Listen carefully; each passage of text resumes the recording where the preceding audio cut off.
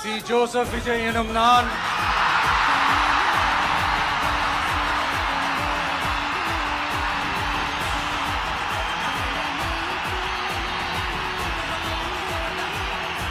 சட்டப்படி அமைக்கப்பெற்ற இந்திய அரசியல் அமைப்பின்பால் உண்மையான நம்பிக்கையும் மாறா பற்றும் கொண்டிருப்பேன் என்றும் இந்திய நாட்டின் ஒப்பில்லாத முழு முதல் ஆட்சியையும் உரிமையையும் நிலை நிறுத்துவேன் என்றும் தமிழ்நாட்டு அரசின் முதலமைச்சராக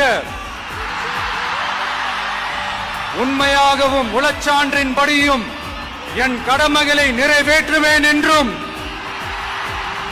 அரசியல் அமைப்பிற்கும் சட்டத்திற்கும் இணங்க அச்சமும் ஒருதலை சார்பும் இன்றி விருப்பு வெறுப்பை விலக்கி பலதரப்பட்ட மக்கள் அனைவருக்கும் நேர்மையானதை செய்வேன் என்றும் ஆண்டவன் மீது ஆணையிட்டு உறுதிமொழிகிறேன்.